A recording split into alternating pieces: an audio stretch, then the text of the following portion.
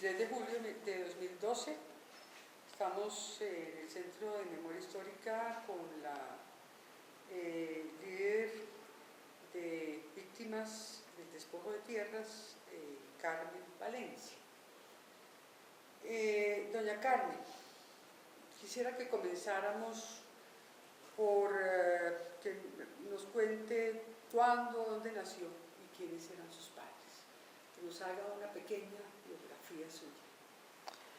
Yo nací el 15 de febrero de 1964 en Valencia, Córdoba, en un corregimiento que se llama Vijagual, allí pegadito con Valencia. Mis padres eran Plinio Palencia y Margot Cabrales. Eran personas sencillas. Mi papá era policía, agente del Estado, y mi madre era ama de casa. ¿La familia cuántos miembros tenía? No, yo soy hija única. ¿Hija única?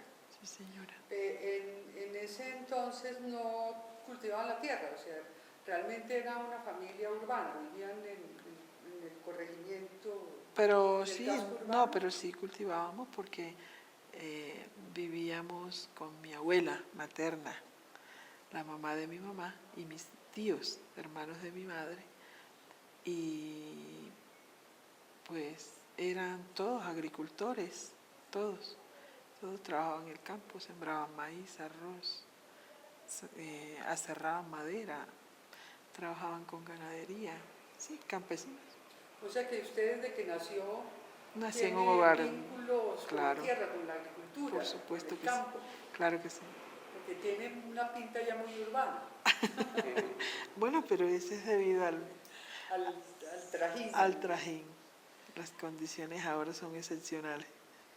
Cuénteme cómo fueron su infancia y su adolescencia, cuáles son los recuerdos más vivos que tiene, en todo sentido. Mis padres se separaron después de, no sé, yo tenía como 6 años, se separaron mis padres, mi papá se fue para Venezuela, formó otro hogar, mi madre se quedó conmigo y luego viajaba también mucho. Yo me quedé con mi abuela, a mí me crió mi abuela. Fue una infancia bonita, pero bueno, añorando mucho a mi papá y a mi madre. Viví siempre con mi abuela y mis tíos, que son mis hermanos de crianza.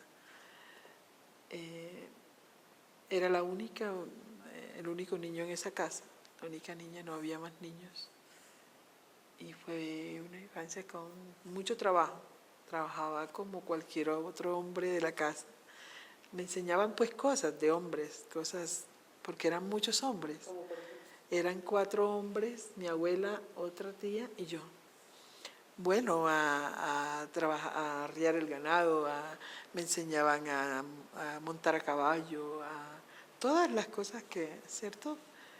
Y además porque yo era muy inquieta y siempre fui un poquito precoz y entonces estaba en todas partes metida. Muy buena estudiante y muy libertina. Era muy libre en el mundo, muy yo. ¿Hasta qué año cursó estudios hizo? Yo terminé el bachillerato. Bueno, yo estudié la primaria en un colegio de monjas, de religiosas. Allá en Valencia. En Valencia, claro. Fue una gran influencia para mí porque en mi casa eran muy libre pensadores y no había como un concepto cristiano o religioso muy definido. Entonces a mí el colegio me sirvió para definir muchas cosas en ese sentido. Las monjas me padecieron todo ese tiempo porque era muy traviesa, pero me sirvió mucho, muchísimo. Y luego me fui a estudiar el bachillerato a Barranquilla con mi mamá. Allá estudié parte de mi bachillerato y todas las vacaciones para Valencia. Allá me casé, suspendí los estudios Me faltaba como un año para terminar. Y luego ya terminé después de haber enviudado el bachillerato, porque enviudé muy joven. ¿Se Enviudé casó a qué edad? a los 19 años. A los 18 años prácticamente, y a los 19 tuve mi primera hija. O sea, yo decidí que iba a tener 3 hijos, pues por ser hija única me imagino que sería el afán de tener tantos hijos. Tuve 3 hijos y bueno, bien, a los 24 años ya tenía 3 hijos y estaba viuda.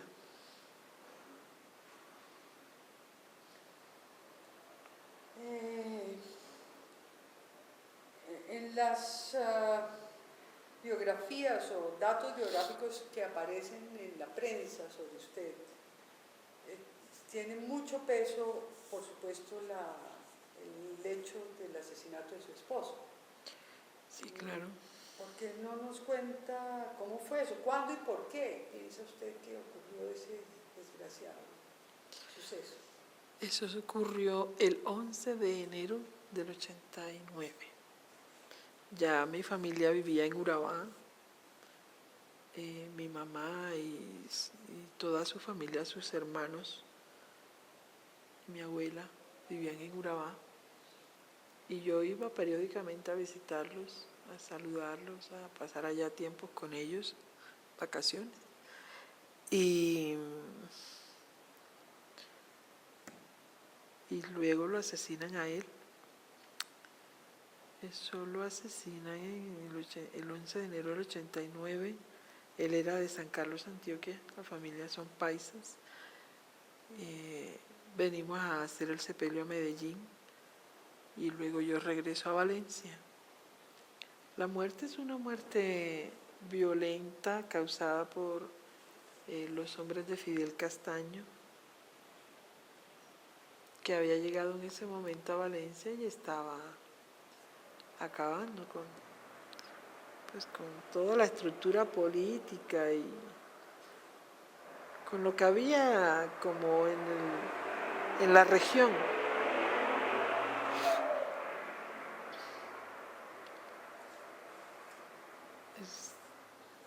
Paramos un segundo. Cerremos eso. Porque es que el ruido es terrible. No, no cierra. Aquel también está bien.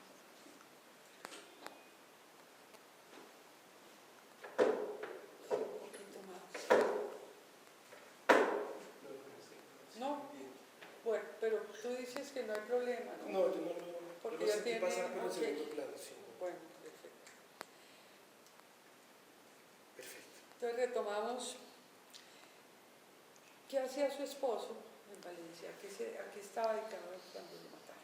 Bueno, como todos los paisas en la costa, era comerciante.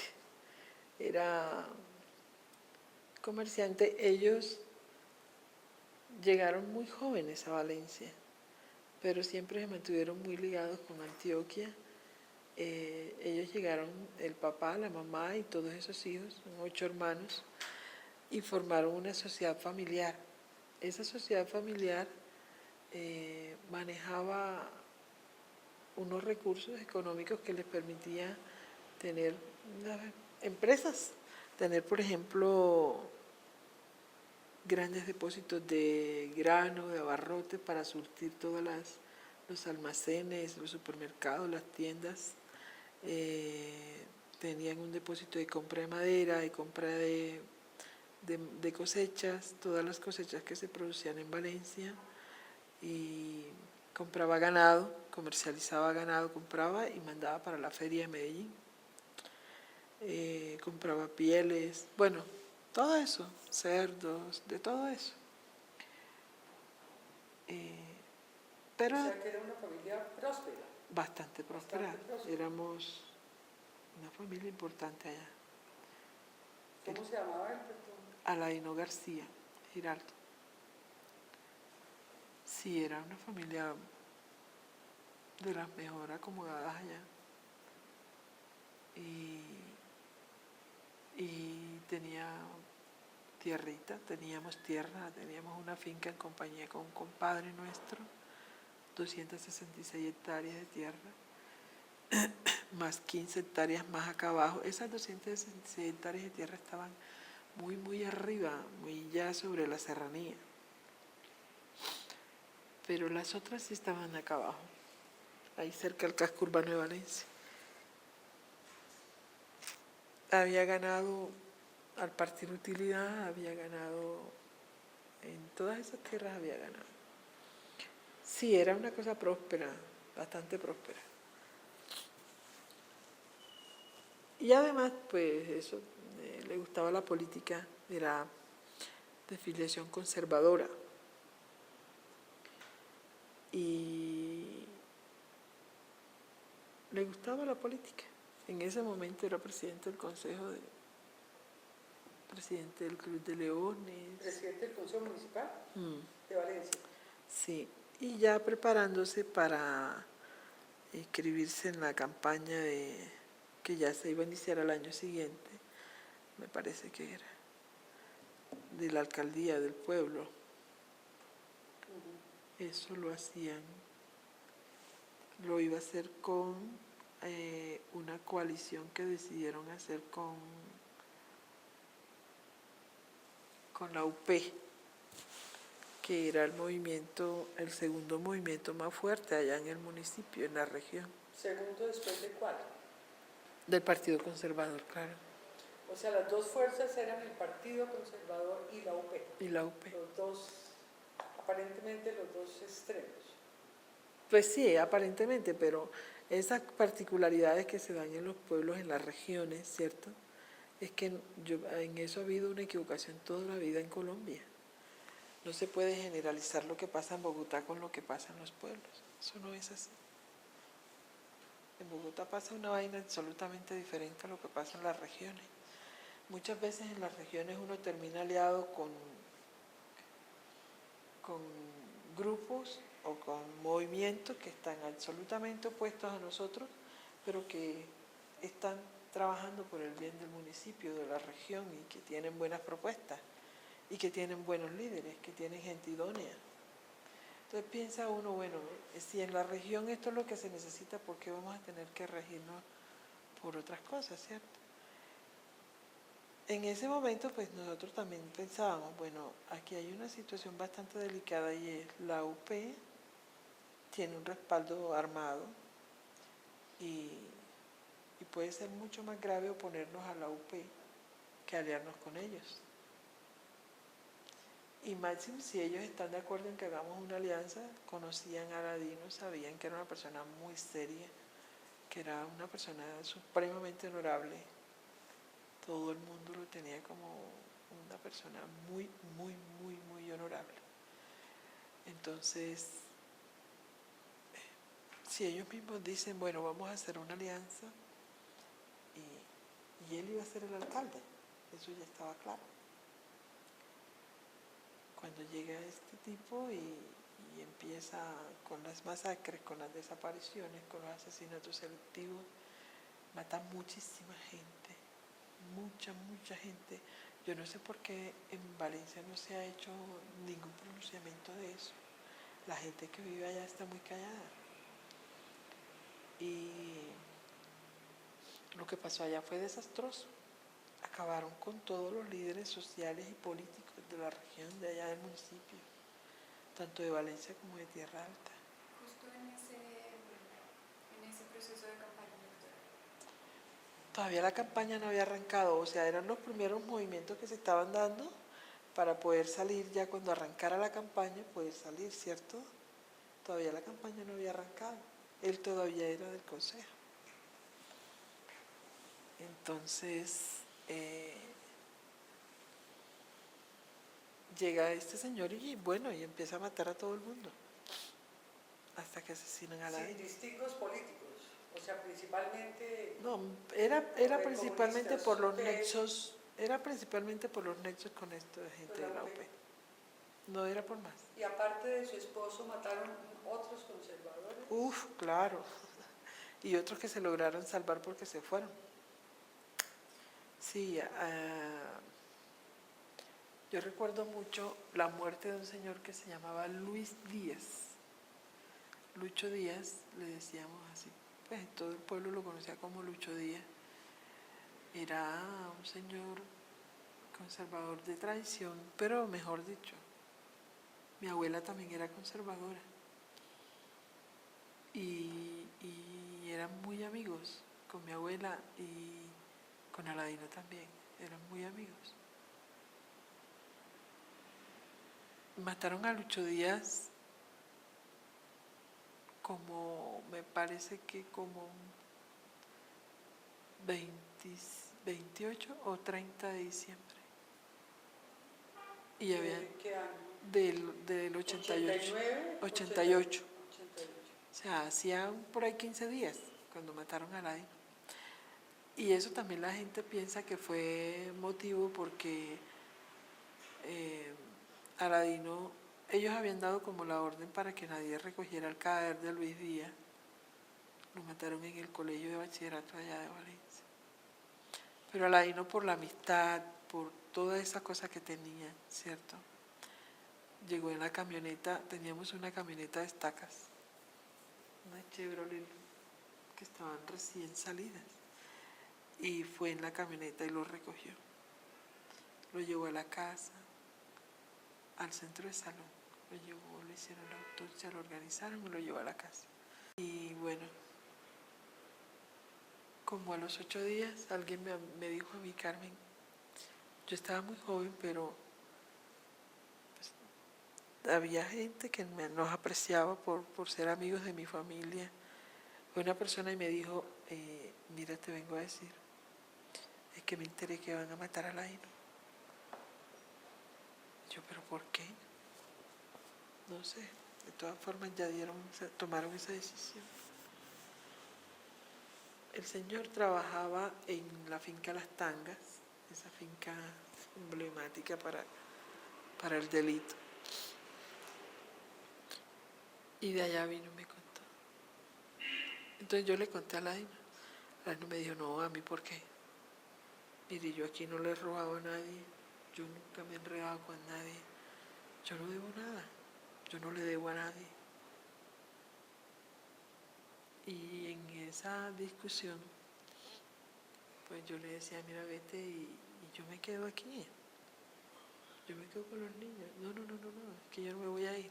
Me acuerdo así claramente, me dice, el que nada debe, nada teme. No te preocupes. Como a los 4 días de eso mataron a Aladino. Y la presencia fuerte de Fidel Castaño, de los paramilitares, cuando empezó en Urabá en el 88. En Valencia comenzó en el 86, a finales del 86. Porque pues, se habla de la pacificación de Urabá. Pero eso fue después. Ellos llegan primero a Valencia. Primero le abren el camino al ejército. Ellos llegan primero a Valencia porque es que la finca Las Tangas es un sitio estratégico, ¿sí? Controla la salida para el río por la parte de atrás de Valencia, por el corregimiento de Villanueva, y controla la salida para el río por la parte de adelante de la carretera principal que nos comunica con Montería y de Montería hacia San Pedro de Urabá. Controla todo, eso es que es absolutamente estratégico ahí. Entonces ellos llegan a la finca Las Tangas, compran esa finca, ahí en Valencia. Y ya empiezan su cadena de terror y matando y desapareciendo y reclutando jóvenes. O sea, fue una vaina terrible eso. Salían por la calle en las noches haciendo tiros al aire, tiros de fusil. Era el pueblo totalmente en estado de sitio. Y en toque de queda desde las 6 de la tarde, por cuenta de ellos. Eso fue una cosa terrible, terrible, terrible. Fueron días muy amargos. A raíz de eso usted se fue de Valencia. Claro, yo llego de Medellín, regreso después del sepelio. regreso como a los 8 días, 15 días, o a los 15 días.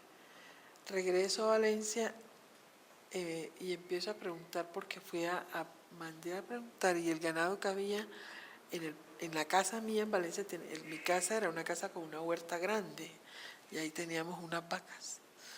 No estaban las vacas cuando regresé.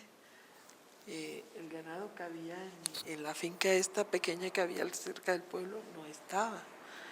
El ganado de arriba también lo habían bajado. Entonces yo me empecé a preguntar en el ICA porque nadie me daba razones. Empecé a preguntar en el ICA, ¿qué pasó? Y recuerdo que ese señor del ICA, que era un negro del Chocó, una persona de color negro, me dijo, yo le voy a hacer una recomendación. Es mejor que no siga haciendo tantas preguntas. Y no me quiso decir si ellos habían dado licencia para sacar el ganado, para moverlo, o qué. Bueno, yo me fui para la casa. Y al día siguiente llegó un hombre a la casa, armado, con el arma en la mano, buscándome. Afortunadamente, entró mi casa quedaba en una esquina, entonces la calle principal, la puerta principal, la calle del callejón, ¿cierto? Por la parte del callejón, el garaje. Y él entró por el garaje, porque el portón estaba abierto. Y mi mamá estaba ahí, fue la que lo atendió. Cuando yo escucho allá adentro, como la conversación, ya me quedé quieta y no salí más. Yo escuché que él decía, pero llámela, que es que yo tengo que hablar con ella. Y ya cuando escuché eso, él decía, es que le mandaron a decir de allá una razón, de allá arriba. Yo decía, pero ¿de dónde? ¿Quién me va a mandar razones a mí? Yo no tengo nada que ver con nadie aquí. Y mi mamá le decía, pero es que ella no está. Si ella estuviera aquí, yo la llamaba. Mientras que ellos discutían eso, yo crucé la calle del frente, me metí donde el vecino, y la parte del vecino de atrás eran unos potreros. Por allá me metí, me escondí como hasta las 5 de la tarde. Y ya en la tarde, pues, fui y alquilé un carro y la ropa y las maletas y lo mínimo que pudimos echar en las maletas. Y los 3 muchachitos de mi mamá y nos fuimos para Urabá.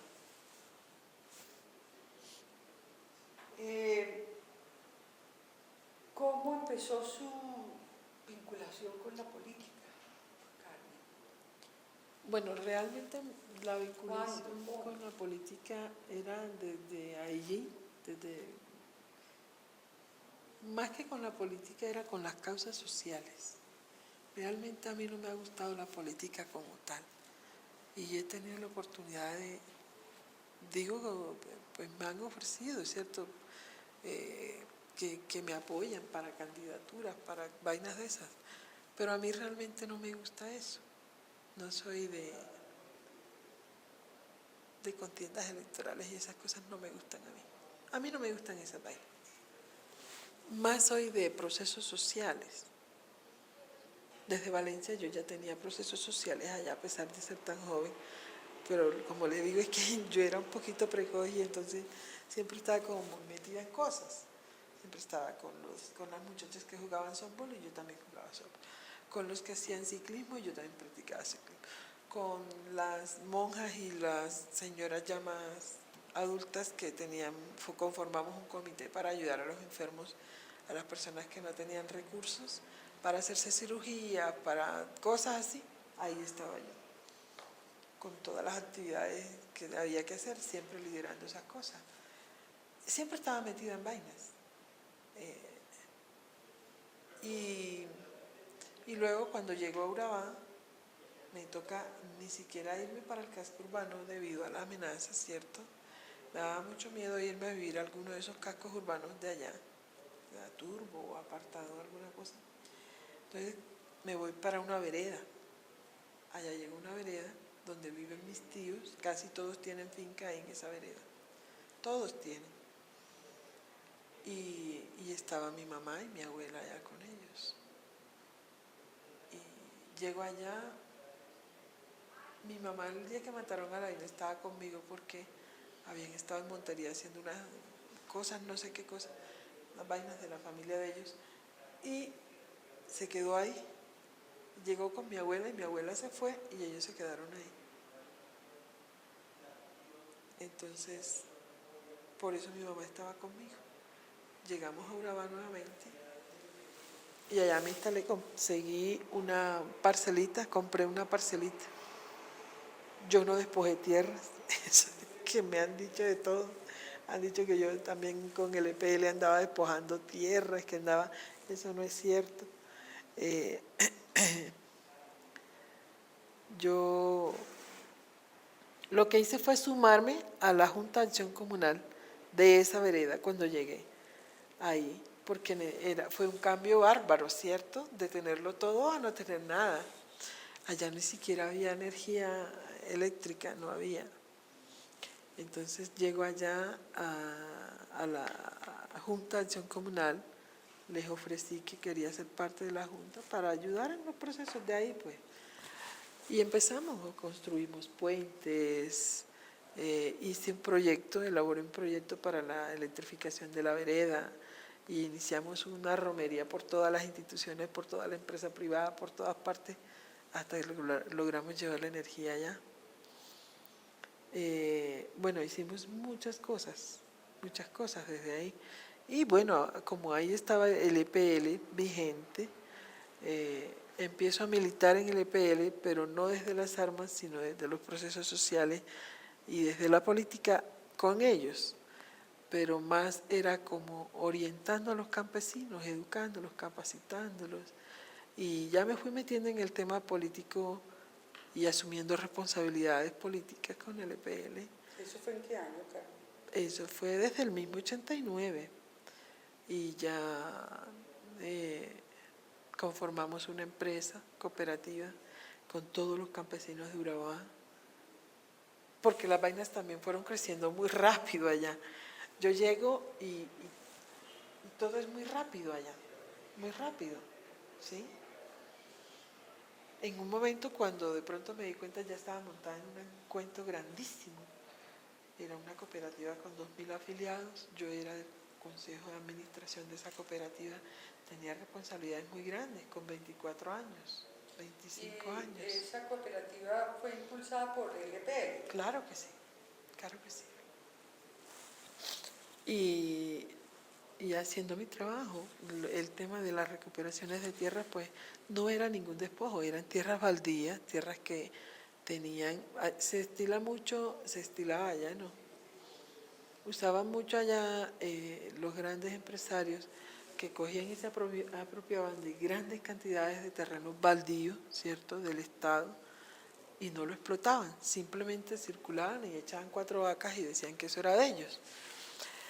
Y la gente con una necesidad urgente de tener la tierra, el EPL lo que hacía era, si no había nada, si no lo estaban explotando, incluso la recomendación era que si no había ganado, la gente se metiera ahí.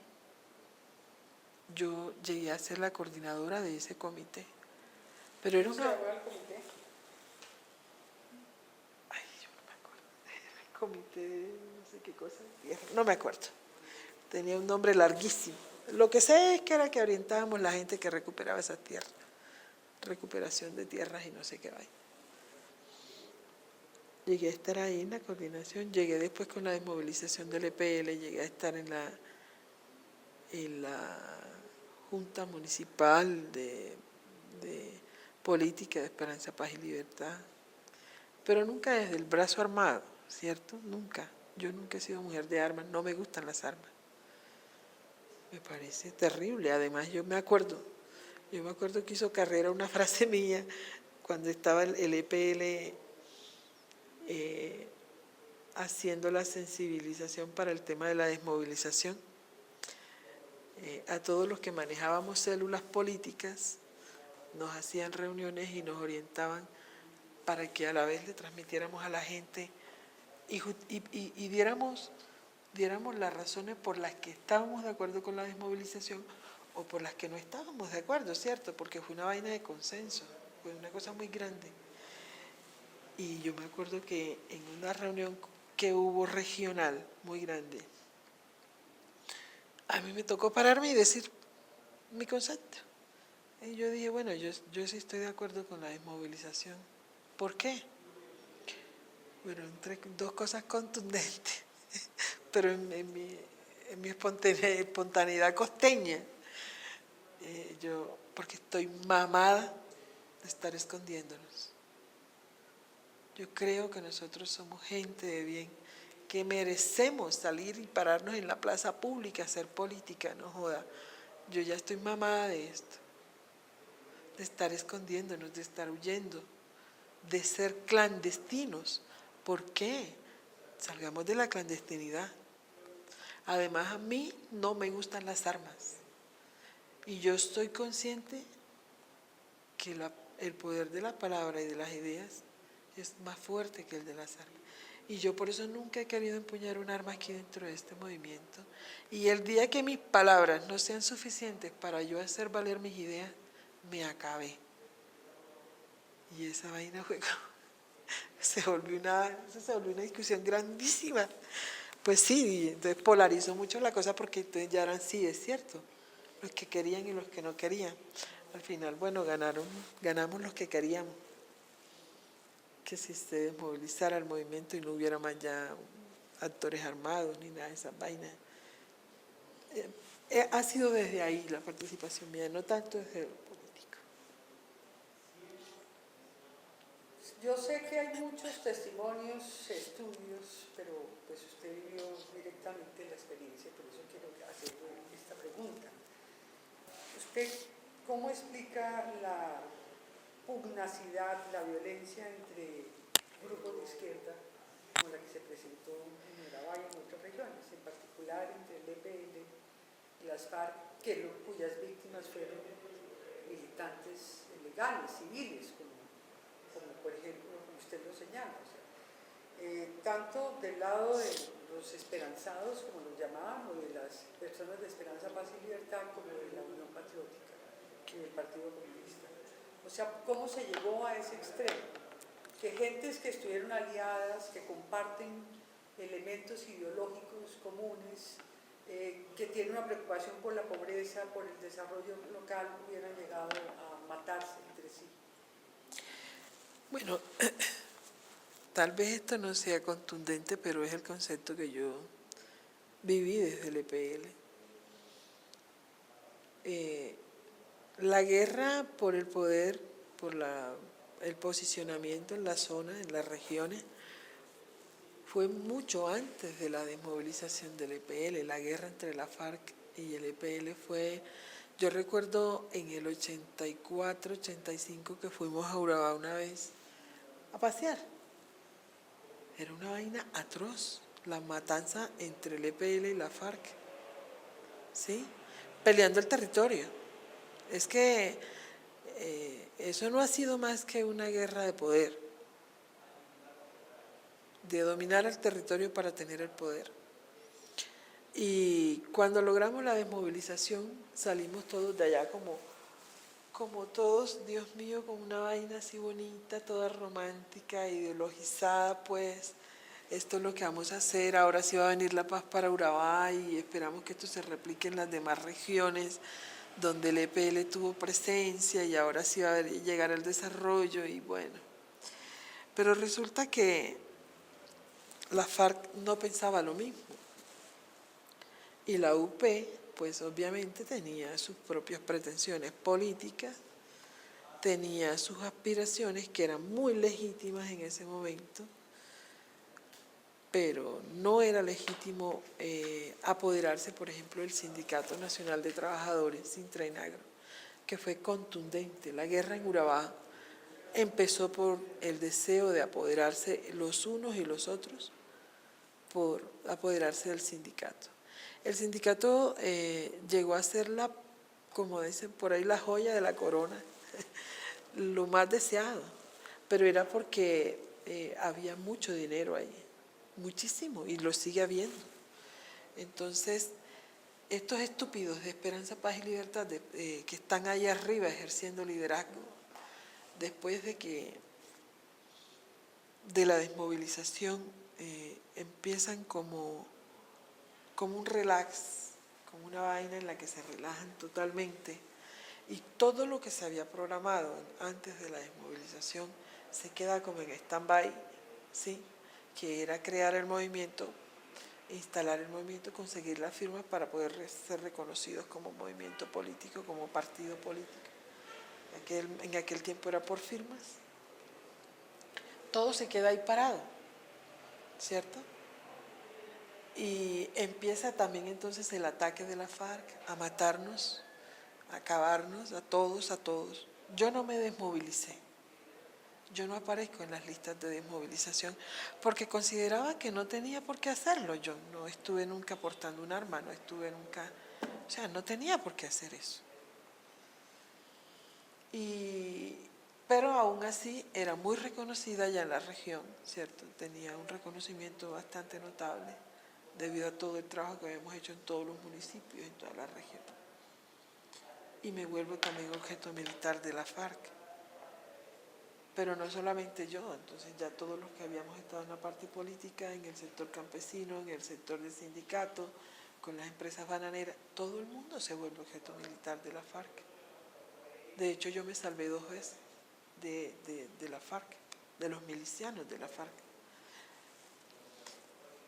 en 2 atentados diferentes. Y estos tipos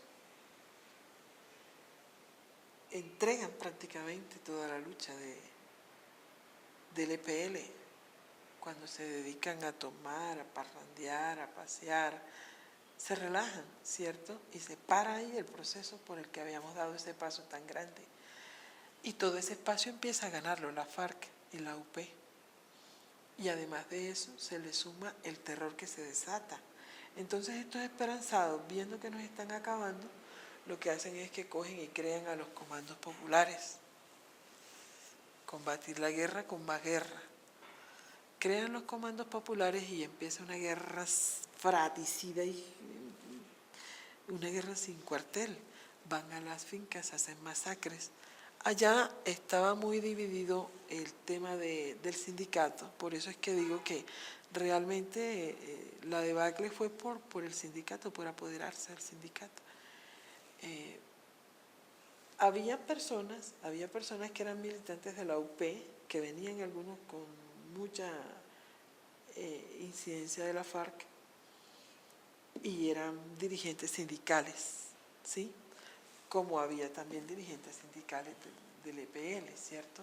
Era compartido. Esa fue la primera vez que hubo una especie de conciliación entre la FARC y el EPL, que de hecho hubo unos años en los que vivimos tranquilos, ¿cierto? Nadie atacó a nadie. Pero ¿Y alianzas para las elecciones municipales? pues eso es posterior, eso es posterior. Cuando se desata esta guerra en la que,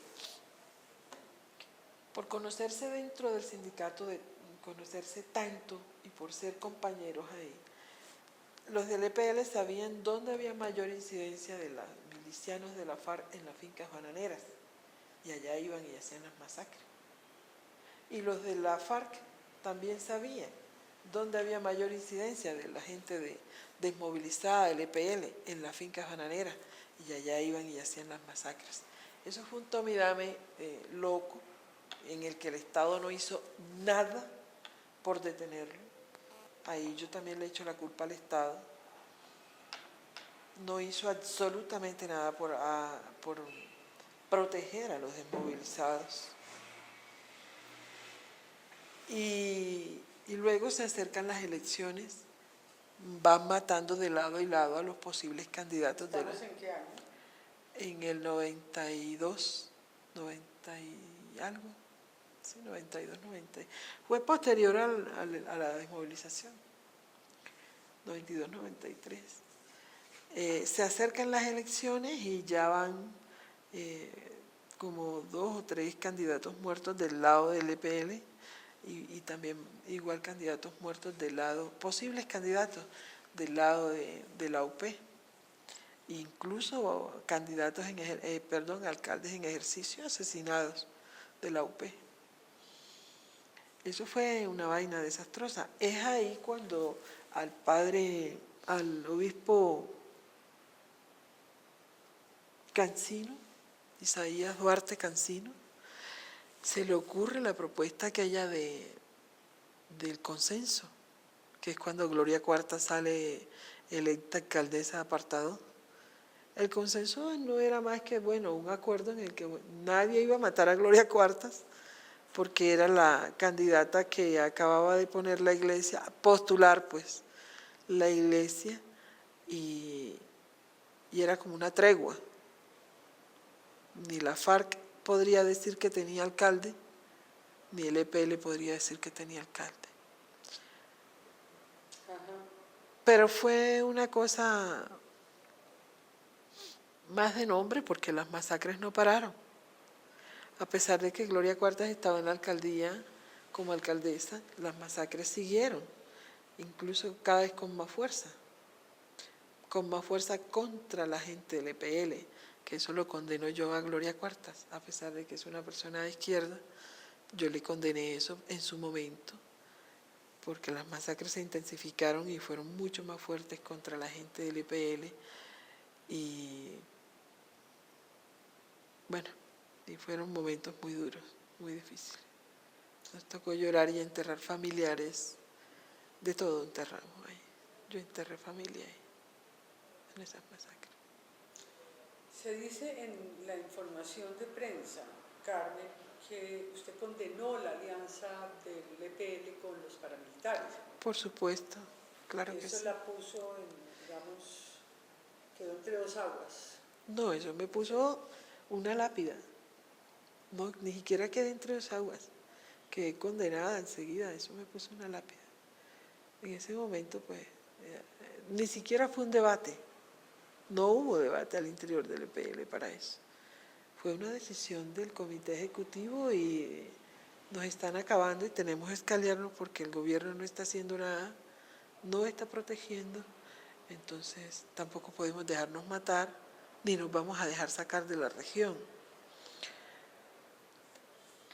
Fue una decisión tomada, yo dije que no estaba de acuerdo, en ese momento yo estaba todavía en la dirección política, yo dije no, yo no estoy de acuerdo, no me parece porque además es que a mí me volvieron nada mi vida esos paramilitares en Valencia. Yo estoy aquí porque esa gente me está buscando para matarme. Yo no estoy aquí de chévere ni porque me guste, no. Yo tenía una vida y ellos me la desbarataron.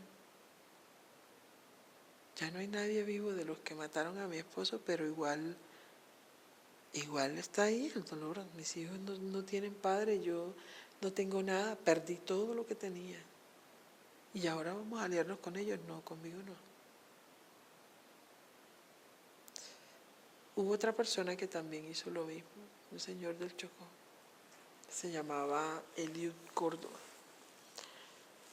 En ese momento estábamos estudiando, yo estaba terminando el bachillerato, decidí terminarlo y trabajaba con el hospital de Apartado. Pero me pagaba la alcaldía de Apartado, que en ese momento estaba en manos de la UP. Y eso también, o sea, aquellos decían, pero ¿por qué esta mujer está trabajando allá? ¿Por qué no la han sacado? ¿Por qué sigue ahí? Siendo que no es de la UP. Pero resulta era que yo había hecho un muy buen desempeño en ese trabajo que tenía con el hospital y mis jefes inmediatos y el gerente del hospital en ese momento pues me tenían muy buena estima y yo incluso llegué a hablar la cosa con ellos y les dije, estoy preocupada porque me están mirando como una persona que está aliándose con la UP y con la FARC solamente por estar trabajando acá. Entonces me decían, no, nosotros la vamos a respaldar, nosotros sabemos que usted trabaja aquí porque ha hecho un gran trabajo, es una buena persona, hace un buen trabajo. Entonces yo no renuncié, sino que me quedé ahí. ¿Qué trabajo hacía? Era promotora de salud. Promotora. De salud, en ese momento, pero con unas tareas loquísimas. unas vainas grandísimas. Y ya habíamos liderado el tema en el barrio obrero, que fue la invasión esa grandísima. Yo ya vivía allá. Ya. ¿Cómo se llama? El barrio obrero se llamaba barrio obrero. Lo pusimos barrio obrero, pero la tierra era una finca que pertenecía al negro Gaviria, el papá del gobernador y del alcalde actual, de Aníbal Gaviria. Esa tierra perteneció a él, eran 107 hectáreas, pero no las explotaban sino muy periódicamente y estaban dentro del casco urbano apartado.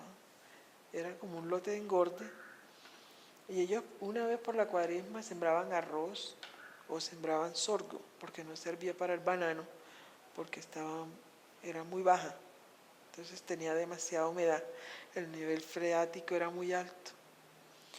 Entonces, bueno, nos metimos ahí. Yo estaba huyendo en ese momento en Venezuela por un atentado que la FARC me fue a hacer allá donde yo vivía. Me salvé, por ahí todavía tengo las cicatrices.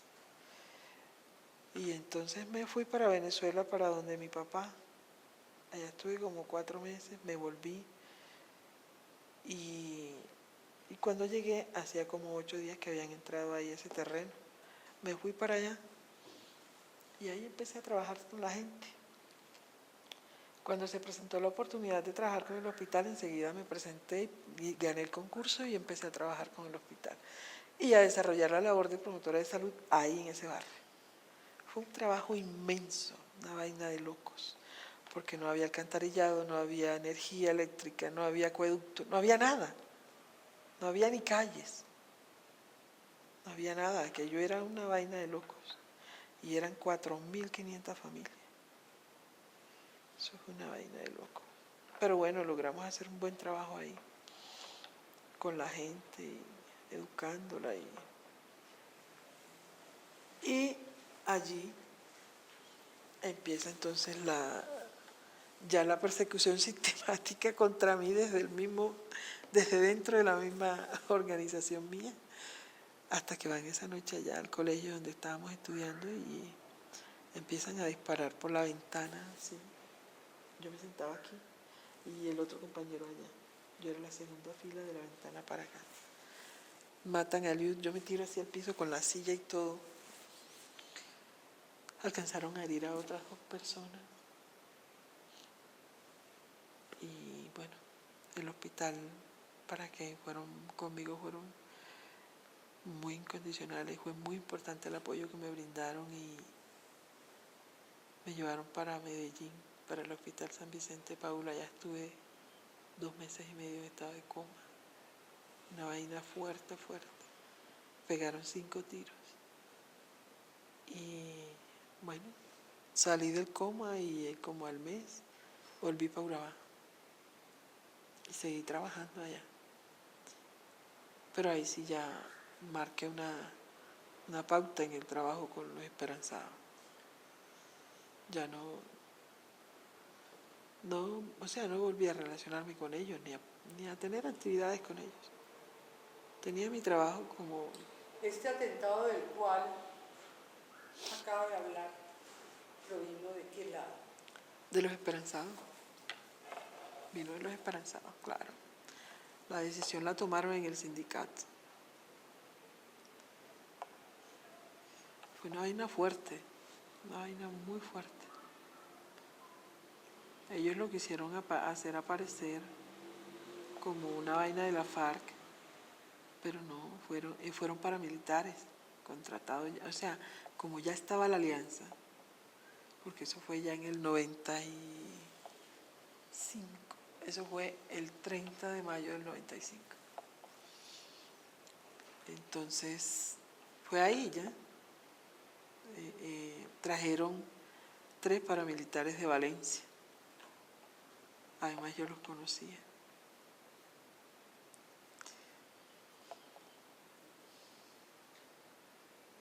¿Desde cuándo se dedicó a la lucha por la recuperación y la restitución de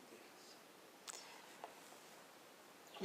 Después de ese atentado, yo me quedo tranquila, no vuelvo a trabajar con temas políticos, ni sociales, ni nada. Yo me dedico a mí, a mi familia.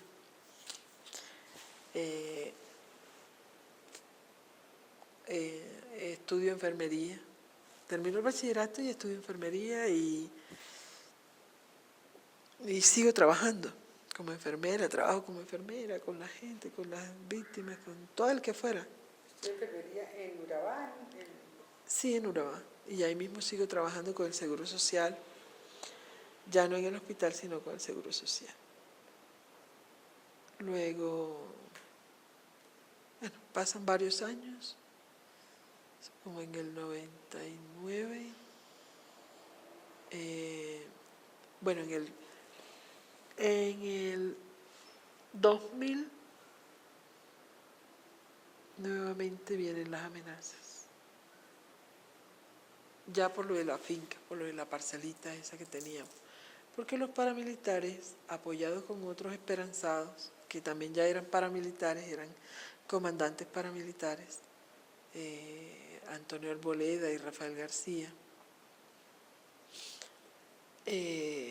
toman la decisión de apoyar a Raúl Hasbún en la idea de recuperar todas las tierras que en aquel momento ellos mismos, a través del EPL, le hayan entregado a los campesinos.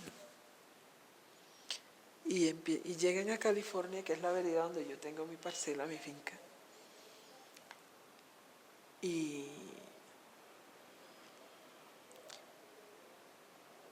nos dicen, bueno, hacen una reunión. Yo no voy a la reunión porque estaba trabajando.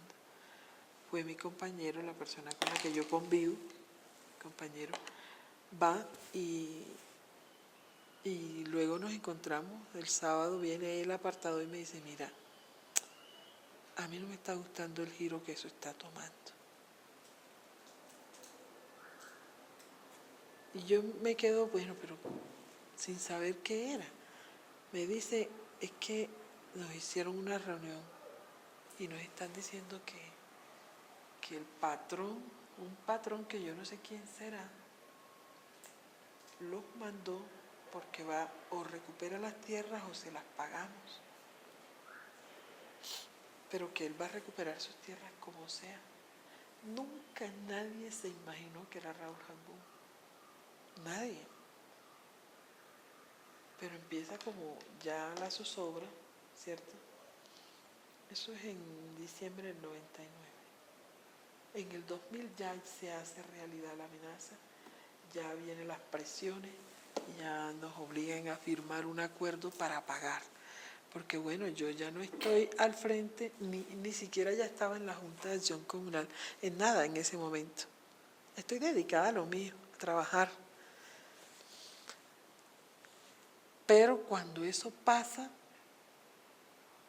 yo digo, no, pero es que no joda, entonces vamos a estar toda la vida huyendo, toda la vida correteados. Y se genera como una inconformidad muy grande dentro de la vereda nuevamente. Y otra vez empiezo a hablar con la gente, pero ahora sí ya con mucho cuidado, porque ya dentro de la vereda hay gente que son simpatizantes y colaboradores de los paramilitares. Todavía están ahí. ¿La parcela cuántas tierras era?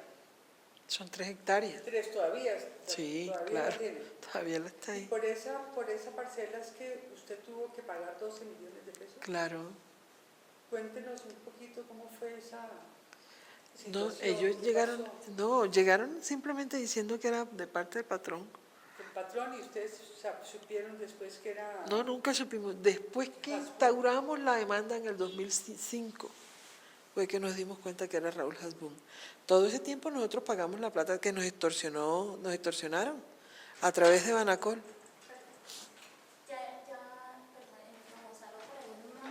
se demoran media horita más. Sí. Entonces ya media horita pasa, tienes la reunión y pasas. Bueno, para gracias. que se conozcan. Bueno, gracias. Listo. Ya les traen el título de la mamá. Gracias, muy amable. Y bueno, llegan y dicen, no, es que es parte, el patrón dijo que bueno, que pagamos o pagamos. o si no tenemos que irnos. Entonces era el tiempo previo a la elección de juntas de acciones comunales.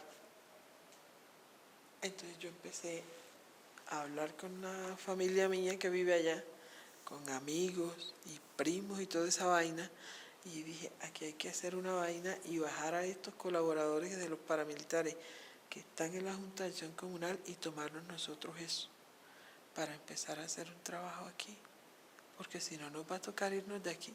Gente ya con 25 años, 30 años estar ahí. Entonces, 20, 22 años, 18 años, gente con toda la vida ahí, todo creado y construido ahí. Bueno, hicieron una junta de acción comunal y yo me postulé y quedé como presidenta. Desde ahí empezamos la reclamación y desde ahí empezó la pelota. Estamos en el año 2002 o 3, 2003. 2003 porque en ese tiempo el periodo era de 3 años. Presidente de la Junta Comunal de la Vereda California. No, mentiras, no 2003, mentiras, no es. Era 2005. Sí, 2005. Porque cuando se dio la desmovilización de los paramilitares, yo ya era presidenta de la Junta en el 2005. Y ya le digo que prendía velitas todos los días para que se diera esa desmovilización, para poder salir a poner la demanda. Porque no nos atrevíamos a poner la demanda porque, imagínense. Entonces, en el 2005 apenas se da la desmovilización, vamos y ponemos la demanda en la Fiscalía de Turno. Eso fue una vaina así muy, muy de locos porque fue asumiendo un riesgo muy grande, estando ahí los paramilitares todavía y toda la cosa. puso usted la demanda junto con 37 familias, ¿no? Sí, señora. Bueno, podemos pasar a centrarnos en la reclamación y restitución de tierras. Yo quiero empezar preguntándole qué tan optimista se siente con la aplicación de la ley 1448 de reparación y restitución. ¿Cómo ve usted el panorama a sabiendas de que es supremamente complejo? Bueno, aquí hay dos cosas claras. Tú lo acabas de decir, gracias, es muy complejo. Pero nosotros sabíamos eso. Cuando nosotros iniciamos esta reclamación de tierras, nosotros sabíamos que no iba a ser fácil. Y lo sabíamos porque los ataques no se han hecho esperar. Los ataques han sido sistemáticos, permanentes.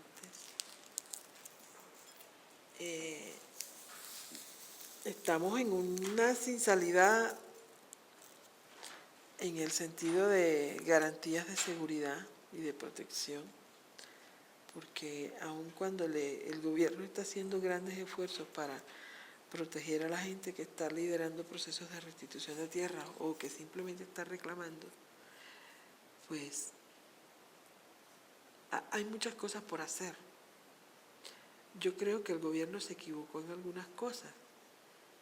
Se equivocó, por ejemplo, en poner a rodar una política pública sin haber generado unas condiciones apropiadas para eso.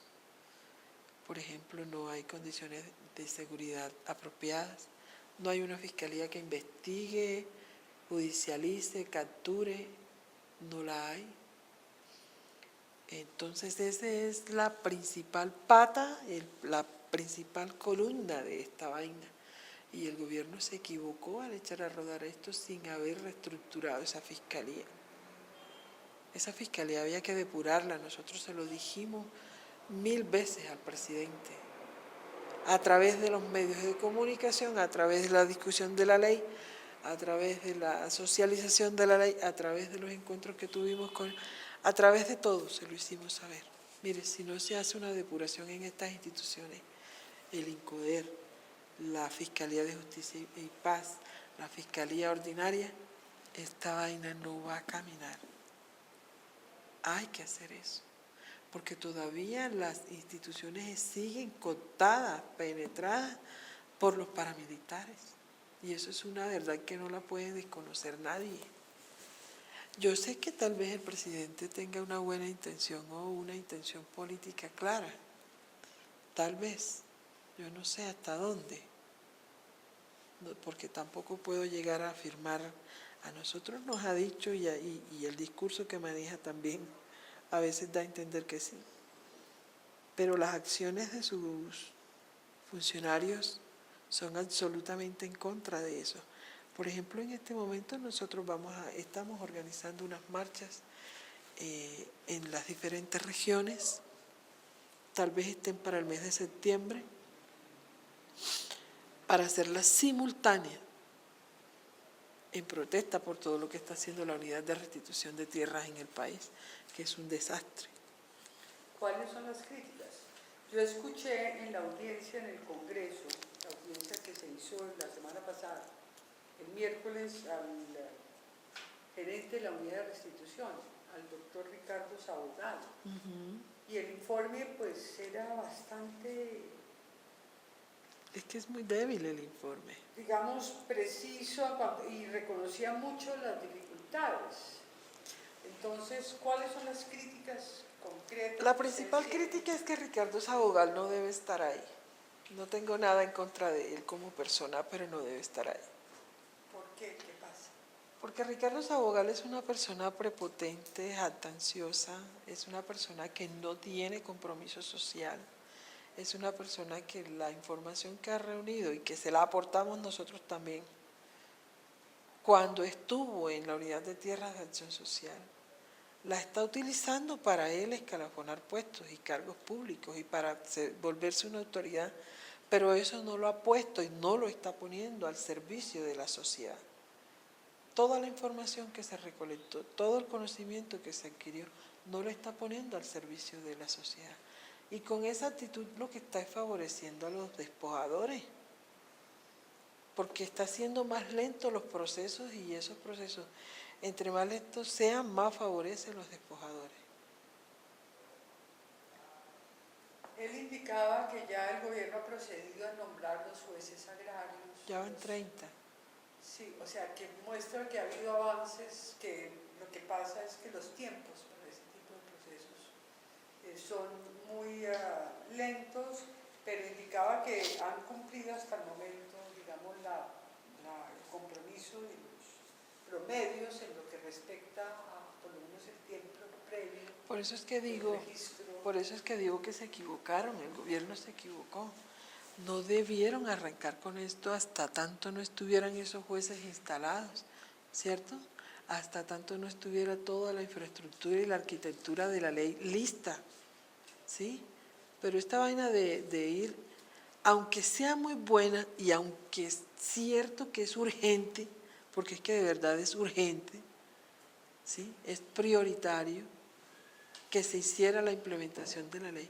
También es cierto que se está dando la imagen como que se está improvisando, ¿cierto? Aunque no se está improvisando. No se está improvisando porque lo que se está haciendo es ir implementando la ley con lo que hay. No se está inventando nada, ni se está improvisando. Todo está dentro del marco de la ley, ¿sí? La implementación de las unidades de restitución de tierra que se están haciendo en el país están ordenadas y están dentro del marco de la ley. La creación de los jueces agrarios está ordenada y está dentro del marco de la ley. La recolección de la información está ordenada y está dentro del marco de la ley. ¿Qué son las cosas que nosotros criticamos como movimiento? Estamos criticando que desde el principio dijimos el catastro social no lo puede hacer el Estado solo, porque el catastro social es el levantamiento de la verdad de lo que pasó. Y esa verdad tiene que ser contada por nosotros, las víctimas, pero tiene que ser construida por nosotros también, de manera que el catastro social tiene que ser levantado con nosotros.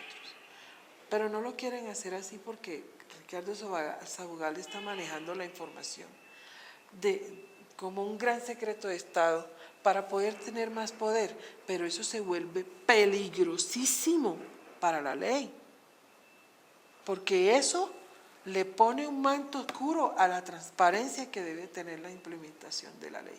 Por eso nosotros estamos pidiéndole al presidente, y se lo pedimos explícitamente y por escrito, que en aras de la transparencia que necesita este proceso, que es una política pública, los procesos de recolección de información y los procesos de declaración de las víctimas ante la unidad de restitución de tierras deben ser con las víctimas y deben ser de conocimiento público.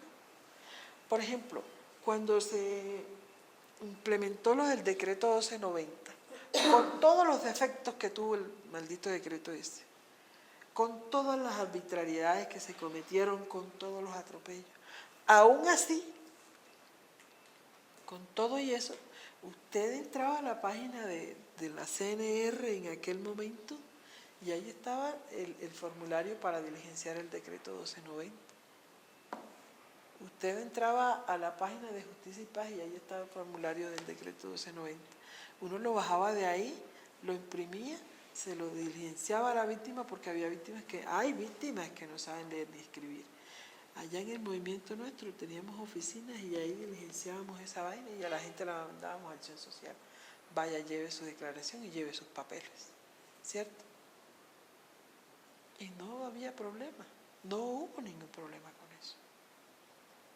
Nadie manipuló nada y nadie puede decir que los movimientos o que las organizaciones que diligenciaron el decreto 1290 y lo entregaron en acción social se quedaron con la plata de las víctimas. No pasó eso. Ahora Ricardo Sabogal no permite que las víctimas conozcan el formulario que se diligencia para ellos. Es un gran secreto de Estado. Yo lo tengo, pero lo tengo porque me lo conseguí de mala manera.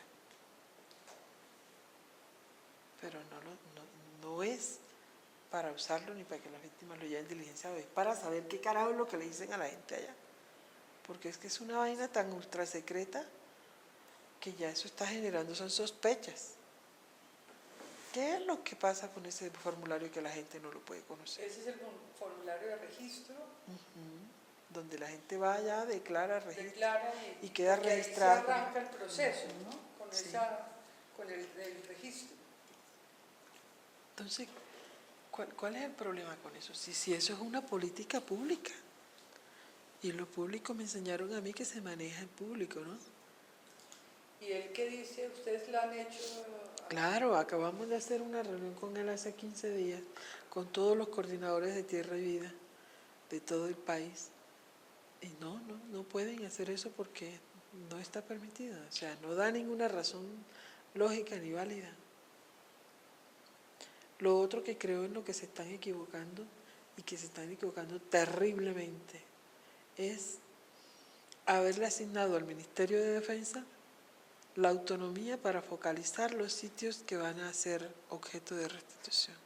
O sea, la microfocalización y la focalización de las zonas no tenían por qué habérsela dejado al Ministerio de Defensa. Eso es un error grave. Por ejemplo, ahí me dijo ese día en la reunión. Una pregunta ahí, en torno a eso. ¿No tiene que ver eso con la situación, las condiciones de seguridad, en la medida en que, por ejemplo, Por eso, pero en la ¿cuál es? audiencia de tierras, el problema mayor Es la seguridad. que marcaron las organizaciones sociales fue el problema de la seguridad, de los líderes y de las personas. ¿Y que el están problema es de activas. las víctimas? ¿Tenemos nosotros que pagar las consecuencias de eso? No. Ya, pero, El Estado tiene que garantizar. pero la participación del Ministerio de Defensa no tendría que ver con decir estamos en capacidad de asegurar. Por eso, condiciones de seguridad exactamente, en es al determinadas contrario, zonas. o sea, es al contrario, Rocío, o sea, no es del Ministerio de Defensa decir que a Necoclí no lo van a incluir en la zona de focalización como priorización para restituir. Porque no están dadas las garantías de seguridad. ¿Y a quién carajo le toca dar las garantías de seguridad? ¿A las víctimas? Bueno, entonces denos la autonomía y nos armamos todos, pues. Y empezamos a garantizarnos nuestra propia seguridad nosotros. Esa sería la opción, ¿no? Porque si el Estado no es capaz, si está mostrando una incapacidad para controlar ahí en Necoclí el tema de garantías de seguridad para las víctimas que están reclamando, ay Dios mío, entonces apaguemos y vámonos. Entonces aquí no estamos haciendo nada. Ese es el tema. Ahí es donde está la equivocación. Y en eso están improvisando. Habría, digamos, yo conozco bueno, estoy refiriendo a la presentación que hizo Saugado. Hay 20 municipios donde están la mayor parte de las reclamaciones que se han hecho hasta ahora, ¿no es cierto? Y pues hay un mapa donde pues están departamentalizados esos municipios, pero no conozco lo que usted señala de la microfocalización de zonas por parte del Ministerio de Defensa. Habría que ver si hay una coincidencia entre esos dos mapas, entre las prioridades o la focalización que hace el Ministerio de Defensa de acuerdo a sus Por eso, condiciones y lo que está ocurriendo como dinámica real en la reclamación de tierras, de procesos de restitución por parte de la gente. por eso. Entonces, ¿a nosotros qué nos toca hacer como víctimas? Esperar hasta que el ministro de Defensa diga sí, no, este no. Y en Necoclí, por ejemplo, que es la zona donde está la mayor fortaleza de los paramilitares en este momento, porque tiene 13 rutas de narcotráfico, porque tiene la mayor cantidad de tierra despojada de Urabá, porque tiene allí la mayor cantidad de presencia paramilitar, porque tiene allí la mayor cantidad de víctimas muertas de parte del Movimiento Tierra y Vida y de atentados. Entonces tenemos que esperar hasta dentro de 10 años que ya haya bajado el conflicto, si es que baja, y si no, pues no va a ser posible la restitución en Necoclí. Es más o menos esa la interpretación que tenemos que hacer.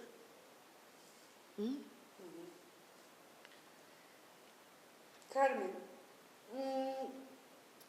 me gustaría que nos contara un poco, nos hablara de la Asociación Nacional de Víctimas por la Restitución y el Acceso a la Tierra, que es la asociación que usted fundó con otras personas, que usted preside actualmente. Yo quisiera saber, aparte de la fecha cuando fue fundada, cuántos afiliados tiene, en qué regiones del país opera y qué relación tiene con el movimiento Tierra y Vida. Si son dos cosas Somos lo distintas mismo. o Somos lo mismo. Somos lo mismo. Que nos dé un panorama de la asociación. Nació como asociación, pero ha crecido y se ha fortalecido de tal manera que hoy ya es un gran movimiento. Y es un movimiento porque no solamente está apoyado por sus afiliados, que son personas naturales, ¿cierto? No organizaciones. No organizaciones, pero apoyado por organizaciones que llevan a estas otras víctimas en otro tipo de procesos, ¿cierto? Acuérdense que las víctimas de despojo de tierras no solamente fueron víctimas de despojo de tierras, esos despojos estuvieron acompañados por masacres, ¿cierto? Por desapariciones forzadas, por el desplazamiento, por violaciones sexuales, por asesinatos selectivos, etcétera, etcétera.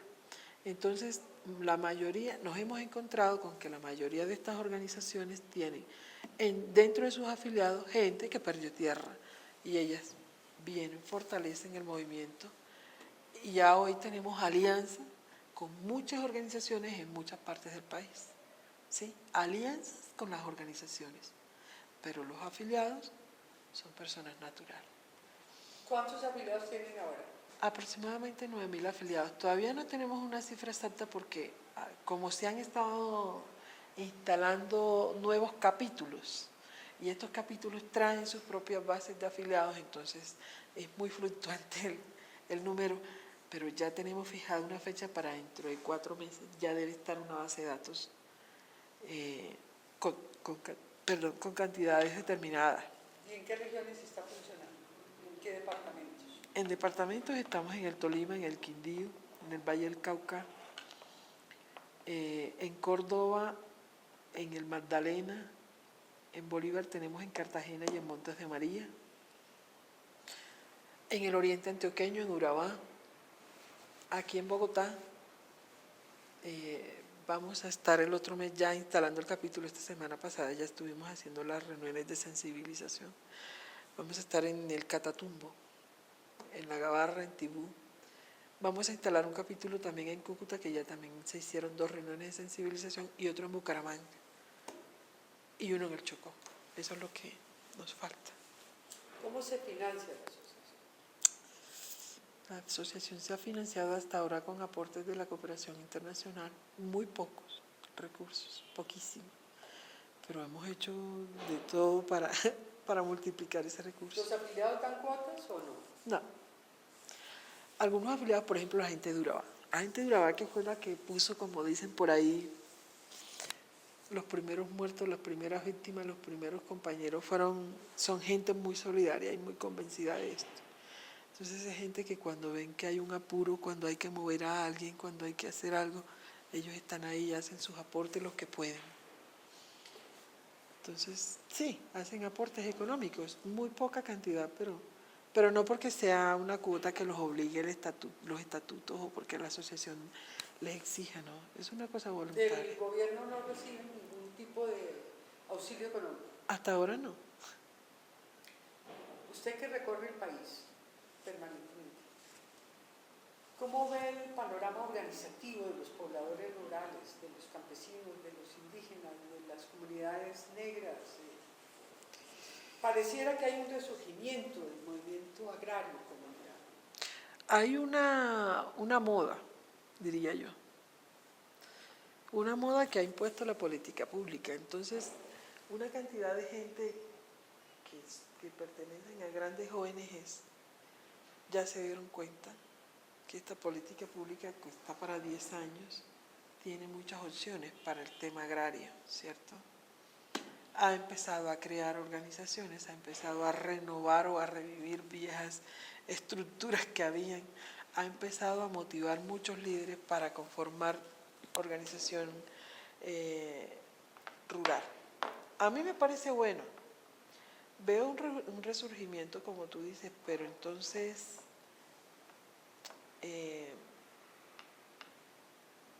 la gente no conoce la política pública, la gente no tiene ni media idea qué es eso, ¿ya? En el tema de restitución de tierra, la gente tiene mucho desconocimiento de eso. Entonces nos encontramos, por ejemplo, con que en Barranquilla, que es la capital del Atlántico, donde vamos a instalar un capítulo el otro mes, en Barranquilla hay unas organizaciones de víctimas, nos reunimos con 40 personas el sábado, que eran representantes de 25 organizaciones. Esas 40 personas todas coincidieron en que no conoce la gente nada de la política, pero nada. Y que la unidad de restitución de tierras, a pesar de estar instalada, no está haciendo nada porque la gente no llega. Nosotros hicimos una evaluación junto con otra organización, otra ONG aliada, un estudio en el que ya identificamos cuántos casos hay en cada unidad de restitución de tierras por departamento. En el Atlántico hay 21 solicitudes. O sea, con eso confirmamos enseguida, porque pusimos, o sea, primero hicimos el sondeo con las personas, ¿cierto? Con los líderes y con las víctimas que habían. Hicimos el sondeo con ellos en el evento y luego a través del video pusimos la información en la pared y fue absolutamente cierto. O sea, la gente no conoce. La gente no conoce la política que hay, no conoce la ley. No ha habido suficiente información para las víctimas en el tema de la ley. Eso hace que seamos, a pesar de que seguimos empecinados en apoyar la ley, en apoyar su implementación, porque consideramos que es que no hay más. Y ya han pasado 20 años desde las primeras despojos reconocidos y van a pasar otros 10 años y no vamos a ver resultados. Por eso nosotros somos veedores permanentes de la implementación de la ley y críticos. Yo considero que seguimos apoyando la ley, pero eso no quiere decir que seamos el comité de aplauso de la ley, para nada. Donde se estén equivocando, vamos a decir se están equivocando. Y por eso vamos a hacer esas marchas. Porque la implementación de la ley a través de la unidad de restitución de tierras ha sido una barbaridad. Están totalmente errados. Entonces, La asociación que usted preside hace parte de la Mesa de Unidad Agraria. no nos invitaron. ¿Y por qué? ¿Qué pasa? Porque ¿Por qué Ricardo está- Sabogal tiene una presión muy grande contra el movimiento Tierra y Vida, no los quiere. Nosotros hicimos una solicitud por escrito que le entregamos al vicepresidente Angelino, que nos las firmó. Le hicimos una solicitud por escrito al ministro de Agricultura, se la entregamos al asesor Alejandro Reyes y no ha habido ninguna respuesta. Pero a ver si es que yo puedo estar equivocada. Hay una asociación que es la que elaboró un proyecto de ley agraria alternativa, que se llama Mesa de Unidad Agraria. No, pero hay una vaina que ordena la ley. Sí, hay una mesa. Estamos de hablando de diálogo, dos cosas no, diferentes. Dos cosas distintas. No, Yo no, no, hablo no, de la no. alianza, estoy hablando de la alianza de organizaciones sociales rurales que se juntaron y que han elaborado el proyecto de Sí, ley hay un agraria proyecto, sí. alternativa. Yo lo tuve en la mano, el proyecto lo Que van a leí. presentarlo, ya creo que lo registraron en el Congreso. No sé si lo habrán como registrado. alternativo al proyecto. Pero nosotros no hacemos parte de la mesa. De esa No mesa hacen no. parte No, de ese. de esa mesa no. Pero yo hablo de la otra mesa, la que ordena la ley oficial. crear, claro, que debe estar compuesta por instituciones del Estado que tienen que ver con el tema de restitución, con el tema de reparación y atención a víctimas, y organizaciones de víctimas que tienen que ver con el tema de restitución de tierra. A esa mesa fue que pedimos la participación, se la pedimos al vicepresidente, se la pedimos al ministro de Agricultura, se la hemos pedido a todo el mundo, no ha pasado nada. Pero ya convocaron la mesa, una reunión de la mesa. Ya convocaron una reunión de la mesa. A propósito, tengo que hacer una cosa con eso. ¿Y hay otras organizaciones?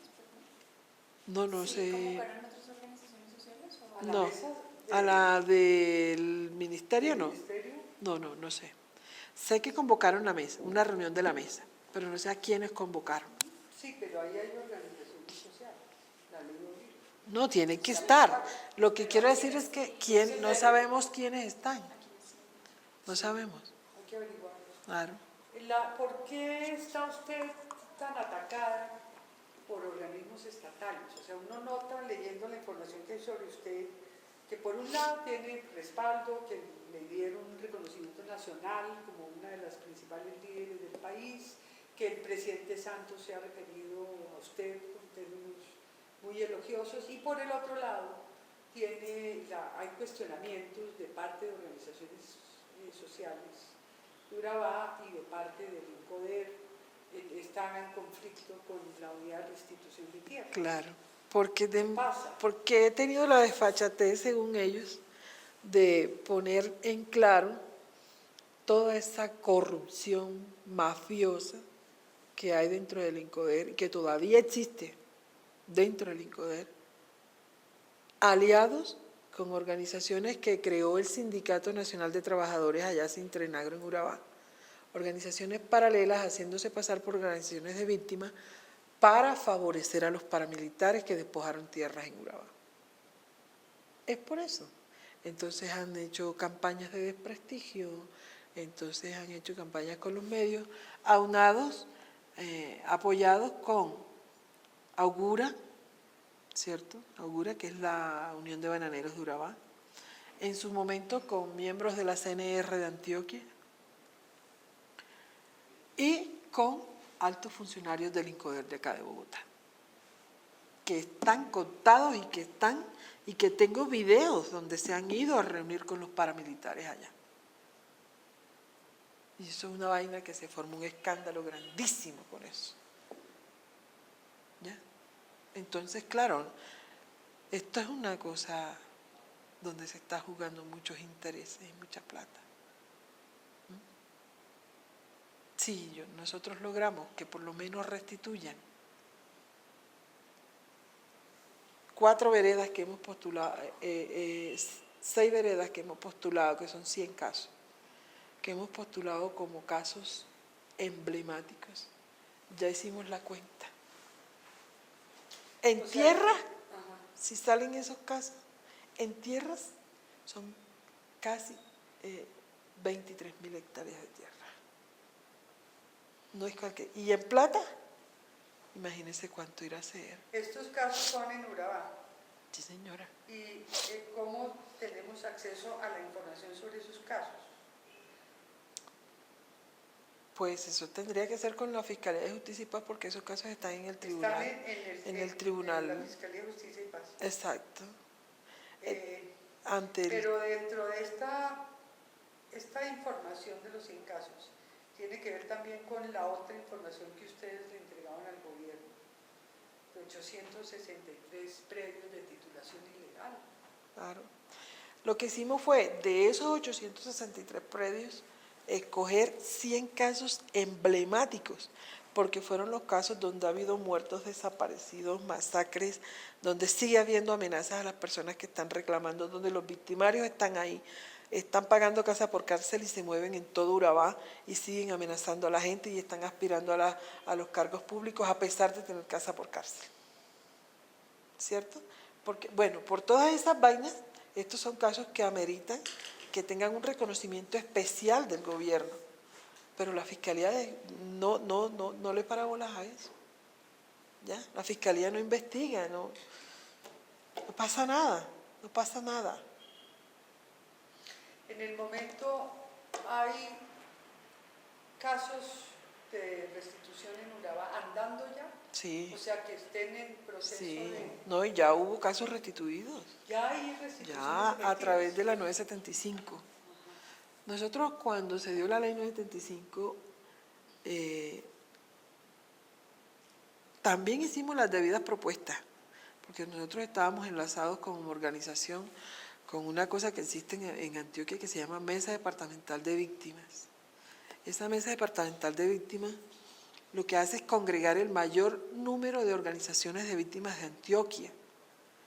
Y allí, pues, el debate, ustedes ya se imaginarán cómo es, el debate con las diferentes políticas públicas o con las diferentes leyes que el gobierno saca. Y un debate muy fuerte fue para la ley 975. Y yo he sido muy controversial y muy polémica en ese sentido, porque yo pienso, bueno, nosotros todavía no tenemos la fuerza para poner 4, 5, 6 senadores que vayan a darse un debate allá por una ley que sea la ley perfecta para nosotros. Y no la vamos a tener jamás. No lo vamos a tener. Porque haciendo una evaluación de cómo está el contexto de las organizaciones de víctimas en el país, todos sabemos que esto no va para ninguna parte con un movimiento, porque estamos demasiado divididos, ¿sí? Las víctimas que orienta a fulanito, entonces las lleva para allá. Las que orienta a sutanita, las coge para acá. Las que orienta a no sé quién, las coge para tal parte. ¿Sí me entiendes? Entonces las víctimas no hemos sido capaces de unificarnos en ese sentido. Y eso hace que seamos demasiado débiles y que lo único que nos toque es apropiarnos de las leyes que salen del Congreso y sacar lo que haya ahí bueno para nosotros y trabajar con eso. Y demandar lo que nos sirva ante la Corte, porque ¿qué más? No tenemos O sea, ¿usted más. no le ve mayores posibilidades al proyecto de ley general de tierra, reforma agraria y desarrollo rural integral que está trabajando esa alianza de organizaciones sociales? No se lo veo. Y que Lo digo con sinceridad. No donde tenemos, haya mucho optimismo que no tenemos músculo en político. la audiencia de tierras. Nosotros no tenemos músculo político para hacer eso, a pesar de las alianzas y de todas las vainas que se puedan hacer. El Partido Liberal se está dando una pela ya por eso, ¿cierto? Y yo veo a unos cuantos senadores del Partido Liberal verdaderamente comprometidos con este cuento. ¿Y el polo? No los veo comprometidos. El polo es más el daño que está haciendo que lo que quiere arreglar. Y lo tengo que decir con tristeza, porque yo fui polista, fundadora del polo. Allá en Urabá yo era la única que me atrevía a decir que era del polo. La única. En su momento nadie se atrevía a decir que era del polo, porque Uribe a todo el que decía que era del polo le ponía una lápida. Hasta que un día en un medio de comunicación me pegué una espellejada. Le dije, no jodan, esta vaina no es clandestina. Esto es un partido político como cualquiera, como los liberales, como los conservadores, como el partido de la U. ¿Cuál es el problema aquí? Entonces a raíz de eso ya fuimos como creando allá una vaina, creamos una mesa se formó una vaina más grande y ahí fue que el Polo pudo salir a la luz pública ya, pero era casi que una cosa clandestina. Y el Polo, con esa postura de condenar y de oposición absoluta per se, y condenar todo lo que salga del Estado y del gobierno, es más el daño que ha hecho.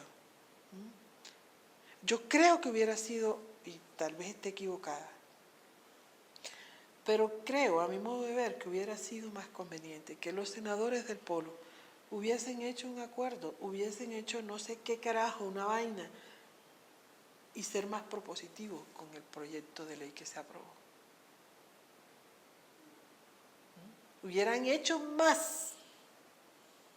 Y yo ese debate lo di con Alexander López y con Iván Cepeda en la Universidad de San Buenaventura en Medellín. Y les dije, están equivocados, están errados y nos están haciendo un daño grandísimo. Ese día dije, no voy más con el Polo, ni con nadie, políticamente. Definitivamente no tiene sentido aquí. La veo pesimista. Sí, por eso le dije. Se lo dije con sinceridad desde el principio. Es decir, que no, a corto plazo no hay posibilidades de No. que haya una unidad mínima en el movimiento de víctimas que permita empujar en serio la aplicación de la ley de restitución, acelerar el proceso. Yo estoy haciendo una campaña en todo el país, como usted decía, yo me muevo en todo el país, estoy haciendo una campaña invitando a las organizaciones de víctimas para que formemos un gran frente común, ¿sí? No de comité de aplausos del gobierno, pero tampoco de oposición per se. Un gran frente que tenga capacidad de incidir en las decisiones, ¿sí? Que sea capaz de interlocutar con el gobierno y exigirle al gobierno. Mire, si nosotros hubiésemos estado más unidos como movimientos, como organización o como lo que sea, ahora en este momento que Santos está pasando por esa etapa crítica, nosotros estuviéramos ganando. Estuviéramos ganando, y se lo digo por mera estrategia, y se lo digo como jugadora y como otra cosa, como otras posibilidades que he tenido de entrenarme en otras cosas. Por mera estrategia estaríamos ganando ahora. Pero no hubo forma de presionar, no hubo forma de aprovechar esta coyuntura momentánea, porque estamos demasiado divididos, ¿sí? Porque yo veo que esta vaina se convirtió como en una especie de rapiña en la que todo el mundo está tratando de asegurar para su... O sea, esto no tiene sentido así. Yo soy muy pesimista en ese sentido. ¿Quiere agregar algo que no, digamos, que no le hayamos preguntado, que valga la pena Bueno, tener en cuenta? lo que me gustaría es que si esto va a servir para que otras personas de otras organizaciones, de otros movimientos, tomen conciencia, invitarlos para que formemos una gran alianza. Hay una particularidad que se me pasó por alto decir aquí, y es, las organizaciones de víctimas que hacen alianza con nosotros no pierden su esencia, siguen su trabajo que llevan, siguen su función. La alianza es para potenciar lo grande y lo grueso de la política pública, independiente de los objetivos principales que sean objetivos de cada organización, ¿sí? Por eso creo yo que es bueno y hay garantías de hacer una alianza con Tierra y Vida, con las otras ONGs, con los partidos políticos, con todas las organizaciones de víctimas. Eso es lo que tenemos que hacer. Y eso hay que hacerlo rápido. Eso hay que hacerlo rápido. Además, porque veo con mucha tristeza también y con mucha preocupación. Eso sí lo veo con... que no me preguntaste de eso, pero lo voy a decir. Veo con mucha preocupación que todas las organizaciones de víctimas, ni siquiera nosotros como Tierra y Vida, nos hemos pronunciado ni nos hemos manifestado ante los movimientos que está haciendo Álvaro Uribe. Y le digo, Si la política pública está enredada ahora, que todavía tenemos 2 años, pregúntese qué irá a pasar dentro de 2 años más si Álvaro Uribe vuelve al poder. O en medio de la campaña electoral. Cuando lo dijo tan clara y explícitamente, está en contra de la restitución de tierra. O sea, esto va a ser un baño de sangre que nadie lo está midiendo. Pero esto va a ser un baño de sangre grandísimo.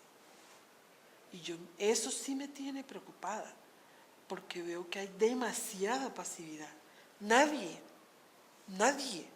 ha tenido el valor de pararse y decir, estamos en contra de ese monstruo. Porque ese tipo es un monstruo. En la prensa ha habido columnistas que han indicado el riesgo grande. Sí, pero los movimientos como tal, las organizaciones no han hecho nada. Y eso sigue, hay un modelo impuesto desde hace muchos años, en el que las organizaciones de víctimas y otras organizaciones se dedican a la protesta aquí desde su núcleo, ¿cierto? Y eso es lo que nos ha mantenido divididos, porque soy yo y soy el que tengo la verdad revelada. Entonces eso no me permite aliarme con este que es diferente a mí, ¿cierto? Porque me va a quitar mi verdad. Y el otro de acá piensa lo mismo y el otro de acá piensa lo mismo, y eso es lo que ha fortalecido al monstruo. Nuestra división. A mí me tiene preocupada eso. Por eso estoy como loca en todo el país llamando a todo el mundo que nos juntemos. Claro que a nadie le digo que es para hacerle frente a ese desgraciado. No grabes eso. Hay una reunión que están invitando, organizando en Medellín. Álvaro Landa, no sé si conocen a Álvaro Landa. Sí, alguien me habló de eso. Navarro. Alguien me habló de eso, pero a mí no me han invitado. Sería bueno. Me hubiera gustado estar ahí, me gustaría estar ahí. El 8 de agosto creo que es. Sí, me gustaría estar Bueno, ahí.